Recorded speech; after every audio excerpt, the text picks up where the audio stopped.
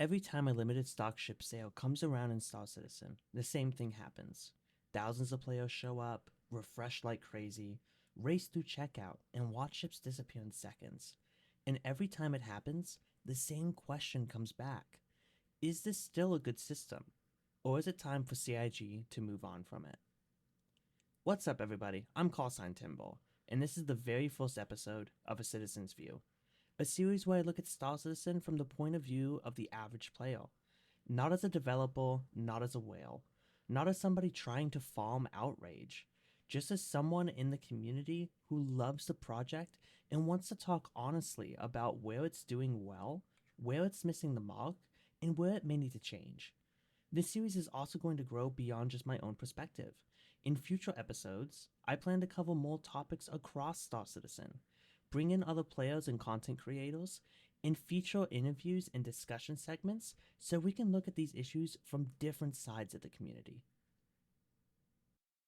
Today, we're talking about one of the most controversial parts of Star Citizen's funding model, limited stock ship sales. I want to look at where these sales came from, why CIG did them in the first place, how they've changed over time, and whether they still make sense in today's Star Citizen. Because this isn't 2014 anymore. This isn't even 2020 anymore. The game is bigger, the player base is bigger, the funding is bigger, and the expectations from the community are bigger too. So the real question is simple. If Star Citizen has grown up, should this part of its business model grow up too? To understand why players are so divided on this, you have to go back to how CIG sold ships in the earlier years of Star Citizen. Back in the auto crowdfunding era, ship sales were much more directly tied to funding development. CIG openly described pledged ships as a way to help fund the game, and in 2014, it laid out future concept sale plans where a newly approved ship concept would go on sale for a short window and then disappear until it was hangar ready. In other words, the model was built around limited time access, early funding, and the appeal of getting in early on a ship before it was fully realized. By 2015, the anniversary sale structure was already leaning into themed daily drops and special availability windows. CIG described bringing back selections of fan favorite limited edition ships over the course of a week, with broader access opening near the end of the event. So even then, scarcity and event based access were part of the sales formula. And for some ships, that scarcity was even more explicit. When the Drake Kraken concept sale launched in 2018, CIG called it a limited ship concept pledge and said a limited quantity of Kraken hulls would be available during the event. That was not subtle. That was the model. So, in fairness to CIG, this system didn't come out of nowhere. It was born in the crowdfunding era, when Star Citizen was smaller, riskier, and much more dependent on flashy event based funding. But here's where the conversation changes. Star Citizen is no longer a small crowdfunding niche project. In Chris Roberts' 2020 letter from the chairman, CIG said it had seen its best new player growth numbers ever and was averaging around 30,000 daily active users. Then in the 2022 letter from the chairman, CIG said that over 1 million unique players logged into Star Citizen that year and played more than 46 million hours. And by April 2025, outside reporting based on CIG's official funding tracker noted the project had passed 800 million in player funding. That matters because a sales system that may have felt manageable or even exciting when the project was smaller starts feeling very different when you scale it up to this size. What once looked like exclusivity can start looking like artificial scarcity. What once looked like a special event can start feeling like a traffic jam. And what once may have worked for a smaller crowdfunding audience can start breaking down when a huge player base is all trying to buy the same thing at once. Fast forward to the current era, and limited stock sales are still very much alive. For Invictus Launch Week 2955, CIG published an official availability of stock limited ships announcement and used wave-based releases for ships like the Idris, Javelin, Kraken, Kraken Privateer, Pioneer, and even the whole E during the event. Community posts around IAE 2955 show that the stock limit of wave structure was still being actively discussed there as well, including 6-wave scheduling for global time zones. And as of February 2026, CIG's own support article still says that because of the rarity of some models, only a specific allocated stock can be made available at any given time. It also says these ships are limited to one per account, that items in your cart are not resolved until checkout is complete, and that CIG says it monitors for bots and scripted activity on the back end. It also admits that these sales move very quickly because there is a very limited stock for each wave. So this isn't just community perception, this is the actual system. Limited allocation, timed waves, one per account, checkout race, and sellouts that can happen almost instantly. This is where I think one of the biggest problems starts: transparency. CIG tells us that stock is limited. CIG tells us there are waves. CIG tells us there are bot protections. But what CIG does not tell us is the number that matters most. How many ships are actually being sold in each wave? That missing number changes everything. If 5 ships are going up in a wave and they disappear instantly, that tells one story. If 40 go up and they disappear instantly, that tells a very different story. And if the number is much higher than that, then naturally people are going to start asking more serious questions about fairness, automation, and whether regular players even had a realistic shot to begin with. I'm not saying players should jump straight to accusations. I'm saying the lack of transparency guarantees speculation. And that is exactly why post sale disclosure matters. Not before the sale, after. Tell the community how many of each hole were offered in each wave. Give people something concrete, because without that, all people have are frustration, guesswork, and screenshots of ships selling out in what feels like less than a second. Now, here's the part that makes this even more interesting. Late last year, the broader community discussion around CIG and Star Citizen shifted hard toward the idea that the company wants to move away from traditional concept sales and lean more into straight to flyable releases for new ships. I want to be precise here. The clearest public wording comes more from community recaps and Reddit summaries of an official Star Citizen live episode than from one single formal policy post. But the message players took away was clear.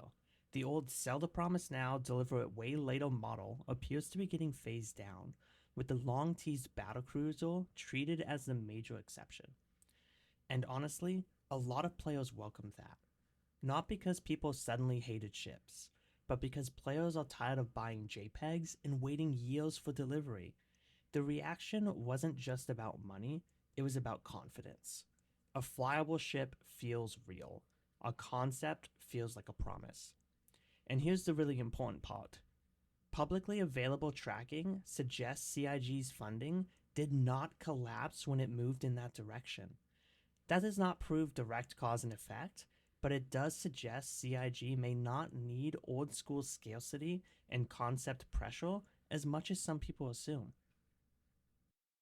So here's my view as an average player. I understand why limited sales existed. I understand why concept sales existed. I understand why CIG used them when the project was smaller, riskier, and still trying to prove itself. But today, I think the argument for keeping flight ready ships locked behind stock limited wave sales is much weaker than it used to be. If a ship is in the live game, if players can see it, tour it, fly it, or even fight against it, then at some point the idea of treating it like a rare event only commodity starts to feel outdated.